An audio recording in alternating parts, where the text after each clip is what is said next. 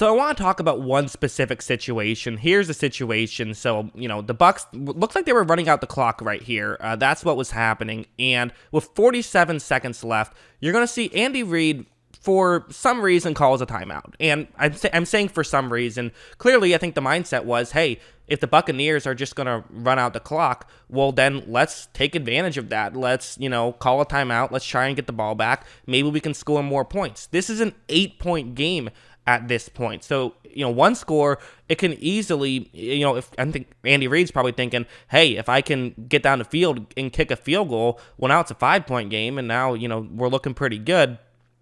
I don't know, though. I just think this is a huge mistake by Reid. I think that Tampa Bay was making their own mistake by running out the clock, and I think that you let them make the mistake. You don't basically force your defense to now have to make a stop. And when you call a timeout, well, now Tampa Bay is saying, hey, they're going to call all 3 timeouts. Let's just see if we can try and find a way to, score some points then if they're going to give us the timeouts here. And I just think that was dumb by Andy Reid, and I think that it was not the correct decision. I personally am from the school of thought of you just think, if you're the Chiefs, what's a better chance of happening when you call a timeout? Is there a better chance that you score points or that Tampa Bay scores points? Clearly, the answer is that Tampa Bay scores points because they're the ones with the football. So I just think this was a huge mistake, and I don't really know what Reid was thinking, quite frankly. So then I want to talk about this play. This capped off the drive. So Tampa Bay, listen, there were some ticky-tack penalties, no doubt about it. But now you're in this situation. It's first down and goal at the 1-yard line. And the Buccaneers are going to run play action here, which if you're the Chiefs, yes, there is a possibility of a run, and I touched on this whole situation a little bit in my first video, but I wanted to make a video where I could really make a meal out of it. This makes zero sense to me as well, where what's going to happen is the Bucs are running play action. Your mindset has to be, they're in heavy, yes, but they're probably not going to actually run the football right here. There's 10 seconds left, and the Bucs don't have a timeout. So if they run the ball and don't get it, they're coming away with nothing here. If you throw the ball, well, then you're going to have time left, and even if you still want to go for it, well, now you get another play. So the idea of them running the football here, it's possible, but really just think about it. If they were going to run the ball, you would run the ball either probably with a Brady quarterback sneak, and what you would do is you wouldn't be in heavy to do this. You wouldn't have all these tight ends, 2 tight ends and an extra offensive lineman in the game right here. You'd probably just sort of surprise them, and at the last second, you would then run the football. So the fact that Kansas City is they're in a defensive alignment to try and stop the run, which you kind of have to do, I guess, a little. But you also can't bite on this play action, and they're going to bite on the play action. So that's part 1. Part 2 is Antonio Brown is the guy who's running a route here. Brown's route is going to be against Tyrann Mathieu.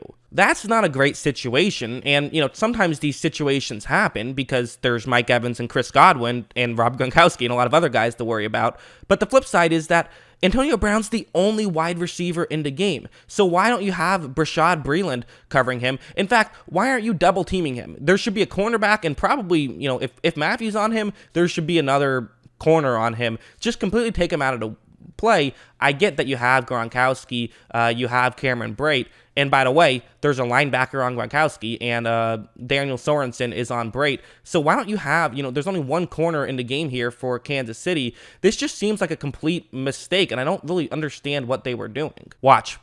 Brady fakes a handoff. The play action works. There's a clear opening over the middle where Brady can make this throw. And you also have Mathieu, who is struggling to keep up with Brown, which makes sense. I mean, that's not his job. Mathieu is a safety. Mathieu isn't supposed to be able to cover Antonio Brown one-on-one. If he could cover Antonio Brown one-on-one, he'd be the first safety in NFL history to be able to do that. On top of this, again, you now have a linebacker on Gronkowski, who that's not a good situation for Gronkowski, or excuse me, that is a good situation for Gronkowski, not a good situation for Kansas City. And, while Brown got open, if Brown wasn't open, Gronkowski would have been open in the back of the end zone for touchdown number 3. So just a complete collapse by this Kansas City coaching staff. It is going to be a touchdown. And listen, you can sit here and say, well, it didn't matter. It was a blowout. But I did think this mattered a lot at the time, at least. It's still probably a Tampa Bay victory either way.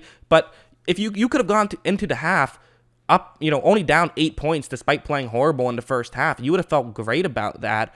But you just completely shot yourself in the foot, and you asked Tom Brady to beat you in a Super Bowl, which makes zero sense to me, and it completely blew up in Kansas City's face, and really was kind of the beginning of the end for them. So I wanted to make a video breaking that down. Not a great situation, at least that's what I think. Do you guys think that maybe it was a good call and just a bad result? Do you think that they had to play aggressive at that point? Because I don't. Down 8, you have plenty of time. But like to know what you guys think, and of course, as always, thanks for watching.